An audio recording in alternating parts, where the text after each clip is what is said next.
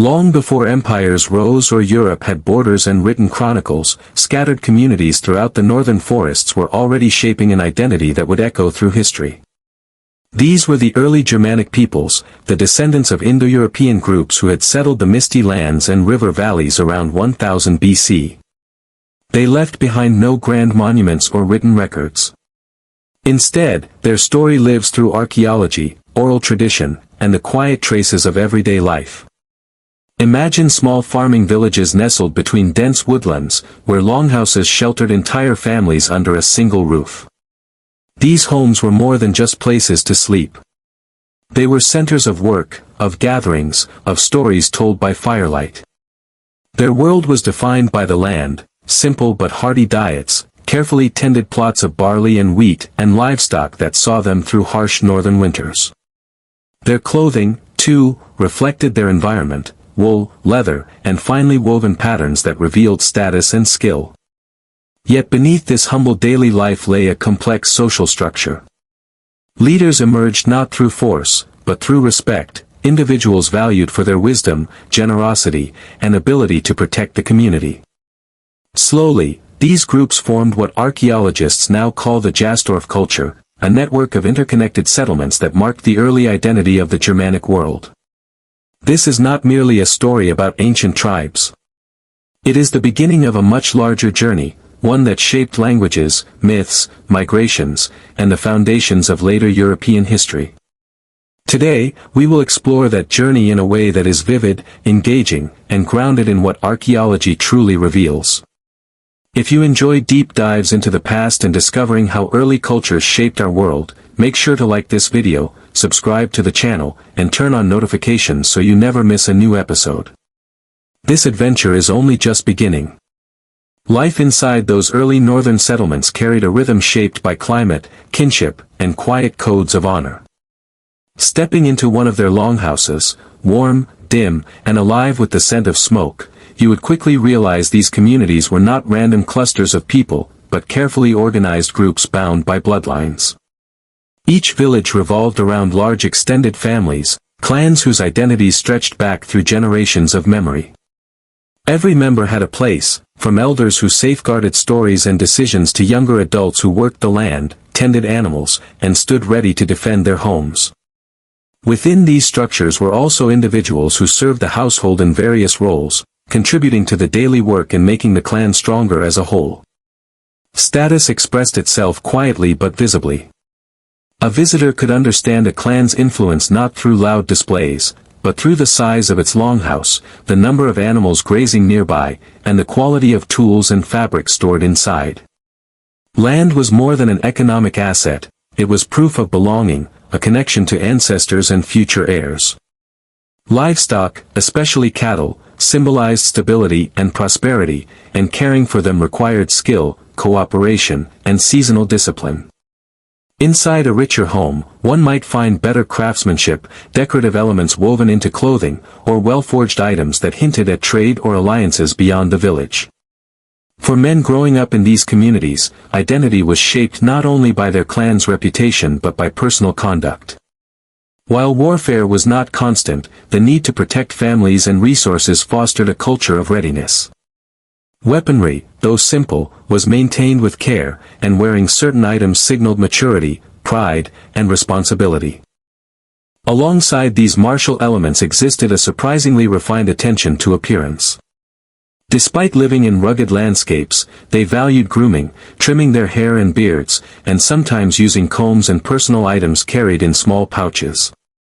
This was not vanity, but a way to show discipline, self-respect, and readiness to represent their clan. Gatherings were essential moments of unity. When work slowed and seasons allowed, people came together to share food and drink, strengthening the bonds that held the village together. On these long evenings, fermented beverages played a symbolic role, marking both celebration and communal trust. The act of sharing a drink was more than simple enjoyment. It was a sign of belonging and equality among those gathered around the fire. Conversations could shift from stories of ancestors to plans for future harvests, or even dreams of distant lands whispered by traders who occasionally passed through. Yet, daily life was not all about status or ceremonies. Every dawn demanded effort, tending fields shaped by unpredictable northern weather, maintaining tools, caring for children, and preparing for the challenges of each season.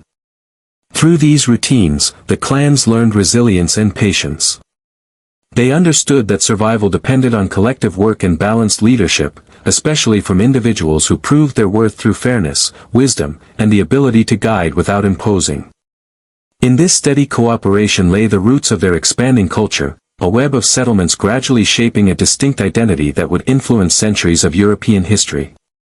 Although life in those early northern settlements revolved around farming, kinship, and the patient work demanded by each changing season, a different current ran beneath the calm surface of daily routines, a current shaped by the ever-present uncertainty of survival. Villages might appear peaceful under the pale northern light, but beyond the boundaries of cultivated fields stretched forests and wetlands where danger was never far away. It was in this environment that the people learned to balance the steadiness of community life with the readiness required to protect everything they had built. Each clan understood that resources were fragile and that weather, illness, or bad harvests could strike without warning.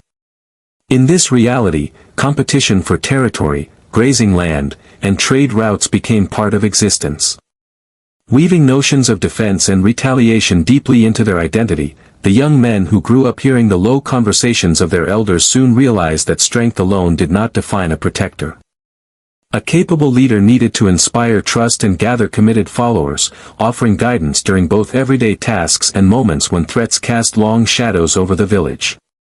Those who managed this balance began to attract companions who valued skill, judgment, and reliability. In time, this circle of loyal supporters formed the core of a clan's defensive force, stepping forward whenever conflict loomed. Such leaders were respected not only for courage, but for their ability to judge when to act, when to negotiate, and when to prepare for hardship without panicking their people. Travelers passing through these settlements sometimes spoke of distant groups competing for similar resources. News of shifting borders or new rivals could spark long discussions within a longhouse, where the firelight illuminated faces weighed with responsibility when choices had to be made. Leaders gathered their followers and prepared carefully, understanding that risk carried consequences for every family back home if they set out beyond the village. It was done with meticulous planning, scouting the terrain, choosing the right moment, and ensuring that those who accompanied them were committed to the cause. Through such experiences, bonds deepened, and stories of shared hardship became part of a clan's collective memory. Success in these ventures brought more than temporary security. It strengthened the standing of a leader and, by extension, the entire clan. People looked to individuals who demonstrated strategic thinking and steady composure, and these qualities gradually shaped early frameworks of authority. Over time, patterns emerged. Those who led well gained influence, and influence attracted more followers. These relationships grew increasingly structured, blending personal loyalty with expectations of guidance, protection, and wise resource management. In this atmosphere, leadership began to resemble the earliest forms of organized hierarchy, with confident figures standing at the center of networks that extended beyond immediate kin. Within the longhouse, returning groups brought back not only supplies but tales that would echo for months, reinforcing the idea that leadership and loyalty were intertwined. These stories reminded everyone that strength came from unity and that a capable leader shared both risks and rewards with those who placed their trust in him. The bonds created through these shared endeavors subtly transformed social organization, establishing patterns of allegiance and responsibility that would echo far into the future. As generations passed, these early structures, born from necessity, loyalty, and cooperation, laid the groundwork for systems of authority that would shape the medieval world, proving that even in small, scattered settlements, the seeds of future societies were already taking root across the northern frontier, where cultivated fields faded into dense forests and shifting mists. The people of those early settlements gradually became aware that beyond their world stood an empire unlike anything they had ever known. Traders whispered of vast cities built from stone, roads stretching endlessly across distant lands, and legions marching with a discipline that seemed almost unreal. Yet to the villagers who had spent generations defending their homes, these stories were not paralyzing. They were simply another reminder that the world beyond the trees was restless and unpredictable. Long before the empire's soldiers arrived, the clans had already forged their own traditions of leadership and unity, shaped by struggle and guided by loyalty. When the distant presence of Rome finally pressed against their borders, the people of the north met this new force with the same tenacity that had defined them for centuries. At first, Rome viewed the tribes as little more than scattered groups living on the edges of its expanding realm. But the empire soon discovered that these communities possessed a fierce resilience that could not be subdued easily. Generations who had grown up beneath the tall pines and open skies were accustomed to hardship. They knew their land intimately, the river crossings, the narrow trails, the hidden marshes, and they understood that survival depended on acting together. When disputes erupted and leaders called for defense, men who had spent their lives tending livestock or standing watch over the village gathered without hesitation. Their unity, built on shared stories and bonds strengthened by countless days working side by side, became one of their greatest advantages. As tensions grew, movement along the frontier became unpredictable. Groups migrating in search of new opportunities sometimes clashed with Roman forces, whose rigid formations were better suited for open fields than tangled forests. Stories began circulating among northern settlements about confrontations where Roman confidence had been shaken, moments when the empire's disciplined ranks faltered against opponents who refused to fight on familiar terms. These tales traveled quickly, carried by traders, wanderers, and returning warriors. In longhouses lit by glowing embers, people listened closely, weighing the power of the empire against the determination of their own kin. In time, certain confrontations etched themselves deeply into collective memory. Leaders who had already earned trust at home now found themselves responsible for guiding their people through conflicts far larger than anything their ancestors had imagined. Strategic decisions required patience and a careful understanding of both terrain and timing. The clans knew they could not match the empire in numbers or equipment. But they possessed an advantage Rome often underestimated, the ability to disappear into forests, move silently through familiar paths, and strike where the land favored them. This way of thinking, born from generations of adapting to their environment, transformed the northern frontier into a place of uncertainty for even the most seasoned Roman commanders. When a coalition of determined groups managed to halt the empire's advance deep inside unfamiliar territory, their success became a defining moment for the people of the region. It proved that loyalty, knowledge of the land, and shared purpose could challenge even the mightiest force of the ancient world. As news spread across villages, families gathered by the fire to hear every detail, understanding that the struggles they faced were part of a much larger story. The empire's ambitions eventually shifted, confirming what the clans had always believed: determination rooted in community could shape the course of history. And in those forests where each settlement stood as both home and refuge, the people continued forging an identity that would endure long after the echoes of Roman ambitions faded. Long before the clash with empires or the rise of warrior leaders, the people of the northern forests lived in a world where every stream, grove, and stone seemed imbued with life, a realm where the spiritual and the everyday were inseparable. Their homes, modest longhouses of timber and thatch, often held small wooden carvings, not mere decorations, but vessels of belief, each representing gods and forces that governed the cycles of the seasons, the success of their hunts, and the fate of their families. Odin, the wise and ever-watchful; Frigg, protector of hearth and home; Thor, whose hammer brought both protection and power; and Tyr, the god of courage and law, were more than distant figures. They were companions in daily life.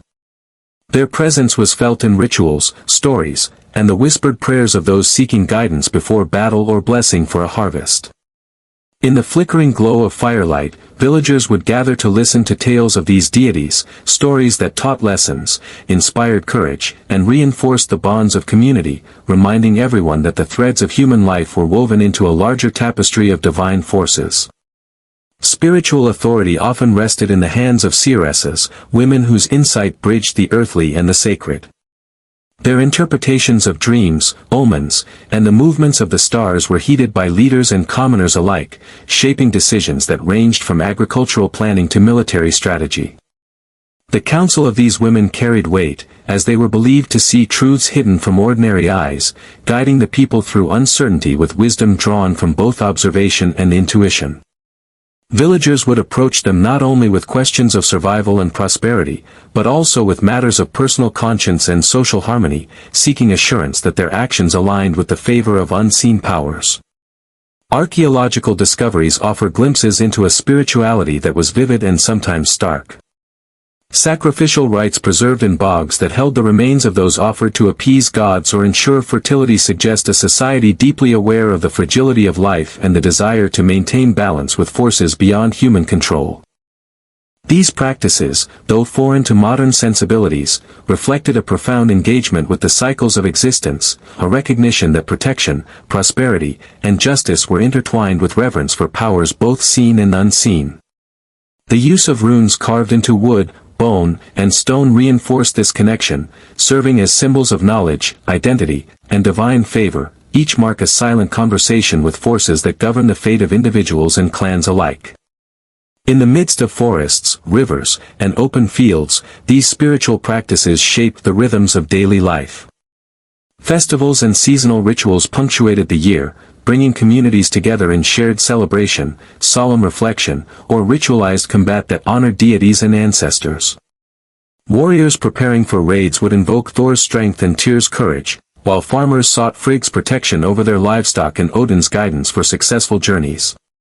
Even as they contended with the pressures of survival, intertribal conflict, and encounters with distant empires, the people of the North carried a sense of purpose rooted in belief, a conviction that their actions, guided by the wisdom of seeresses and the favor of gods, could influence outcomes beyond the reach of ordinary effort.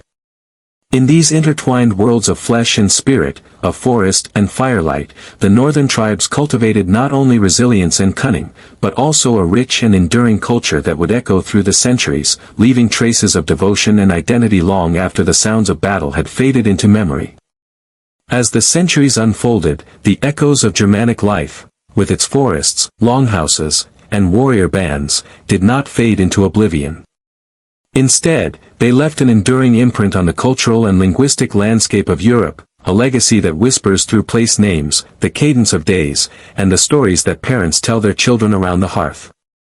The days of the week, so familiar to us now, carry the names of gods like Thor and Tyr, an everyday reminder of a worldview in which the divine and the mortal were intimately intertwined.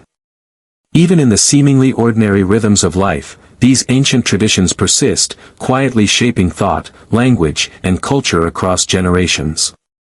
Folklore and epic tales preserve the imagination and values of these early tribes, stories that celebrated courage, cleverness, and the struggles between human ambition and the forces of fate.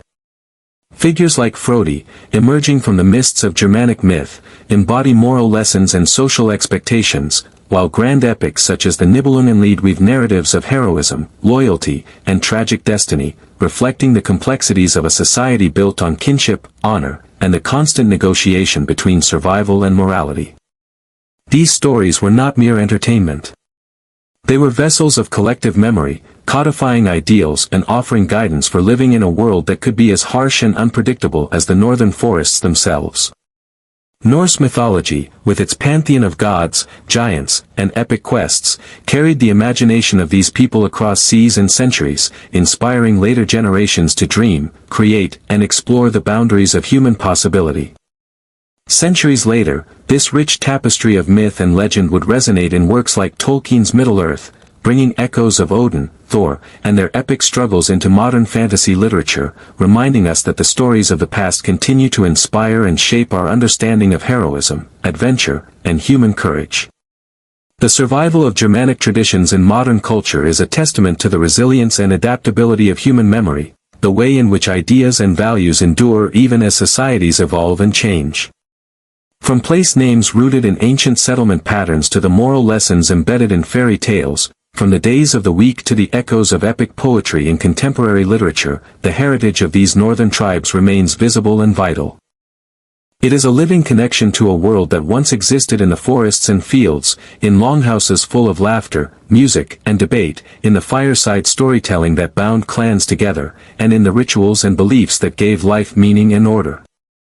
Thank you for joining us on this journey through the world of the Germanic tribes, exploring their daily lives, spiritual practices, warfare, and enduring influence on our modern culture.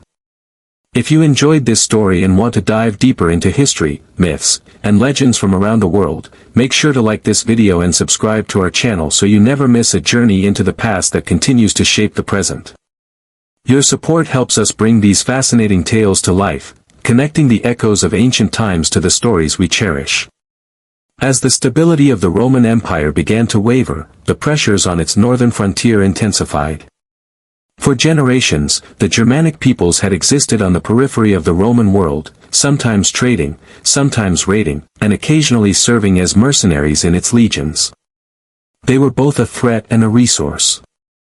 But as internal strife and economic pressures weakened Rome from within, the delicate balance along the border began to shatter. This was not a sudden invasion, but a gradual, relentless seepage of peoples. Entire tribes, often pushed from their own lands by other migrating groups or changing climates, began to move into Roman territory. They were not merely attacking, they were seeking homes. The Visigoths, fleeing the terror of the Huns, petitioned to cross the Danube and settle as allies. But Roman corruption and mistreatment turned desperation into fury, culminating in the stunning Battle of Adrianople in 378 AD, where a Gothic cavalry force annihilated a Roman army and killed the Emperor Valens himself. This victory proved something monumental: a Roman emperor could be defeated in the field by a so-called barbarian force. The myth of Roman invincibility was broken. In the decades that followed, the floodgates opened. The Vandals, Suebi, and Alans swept across Gaul and into Spain. The Visigoths, under Alaric, achieved the unthinkable in 410 AD, they sacked the city of Rome itself, a profound psychological shock that reverberated throughout the entire ancient world. Meanwhile, other groups were carving out their own kingdoms within the crumbling empire. The Franks established themselves firmly in Gaul. The Angles, Saxons, and Jutes crossed the sea to Britain, gradually pushing the Celtic inhabitants to the western edges of the island. The Vandals, led by Genseric, crossed into North Africa, seized Rome's breadbasket, and created a powerful navy that allowed them to sack Rome a second time in 455.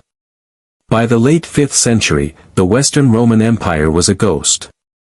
In 476, the Germanic general Odoacer deposed the last Roman emperor, a boy ironically named Romulus Augustulus.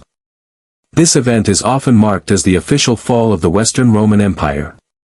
But Odoacer did not declare himself emperor. He sent the imperial regalia to the Eastern Emperor in Constantinople, stating that the West no longer needed its own emperor. He would rule Italy as a king, a rex, in the Germanic tradition. The world that emerged from this transformation was not a dark age of pure destruction, but a complex fusion of cultures. The Germanic tribes did not seek to erase Roman civilization, they adapted it to their own needs. In many regions, Roman law blended with Germanic customary law.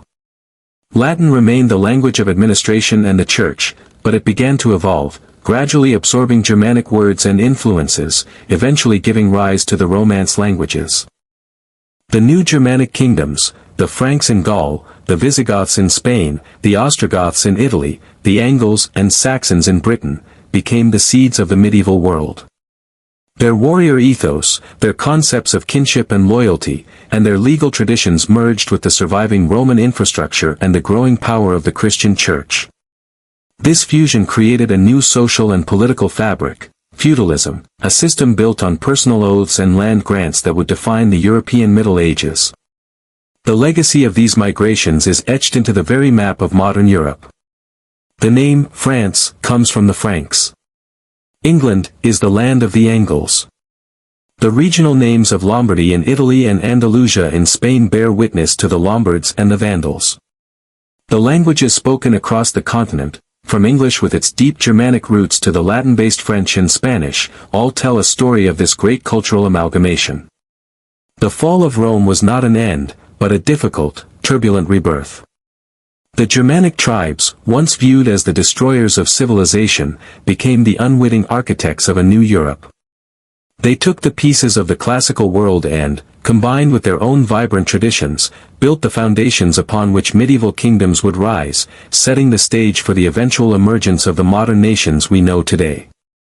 Their journey from the misty forests of the north to the heart of the Roman world is one of the most significant transformations in history, a story not of mere conquest, but of migration, resilience, and the enduring power of cultural exchange. It reminds us that from the collapse of old orders, new and unexpected worlds are born.